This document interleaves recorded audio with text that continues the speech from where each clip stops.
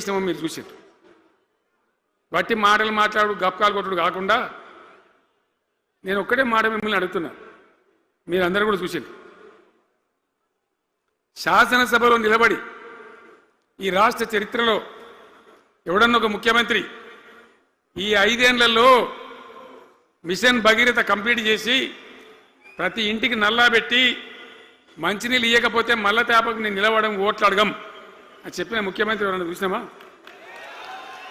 నేను చెప్పిన మాట అసెంబ్లీలో నిలబడి చెప్పి ఆ 5 ఏళ్లలో మిషన్ భగీరథ నీళ్లు తెచ్చి 100% కులం మతం సంబంధం లేకుండా తండాలు మారుమూల పల్లెలకు కూడా ప్రతి గ్రామానికి ట్యాబ్ పెట్టి ప్రతి ఇంట్లో ట్యాబ్ పెట్టి మంచి స్వచ్ఛమైనటువంటి నీళ్ళు తెచ్చిచ్చింది.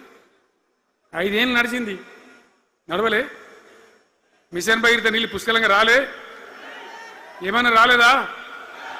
వచ్చినాయా? మరి ఇప్పుడు ఏం రోగం పుట్టింది నాకు అర్థం కాదు. ఇప్పుడు ఎందుకు గుంటుతుంది అది? ఎందుకు నీళ్ళు ఎత్తలేవు? వస్తున్నాయా ఇప్పుడు? మరి ఏం చేయాలా? లాగులు వరగదాకా చంపాలే. మంచి మాట కాకపోతే ఏం చేస్తారు?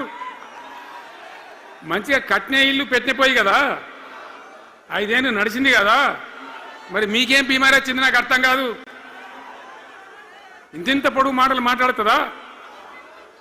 అడ్డం పొడుగు మాట్లాడుతుందా? పొద్దున్న లేతే కేసీఆర్ చావాలి, నువ్వు 1000 జన్మలు ఇచ్చినా నేను చావనా కొడుకు అనుకుంటున్నావు.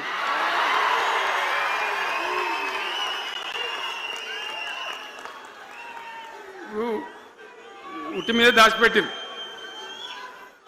మన ఇళ్ళలో దాతారు కదా, ఏది ఉట్టి ఉట్టి అని ఉంటుంది. ఇప్పుడు మీకు తెలుసో లేదో కానీ ఇప్పుడు ఈ మధ్యలో ఫ్రిడ్జ్లు మోపిన మునుపు ఉట్టి అనేది ఉంటుండే.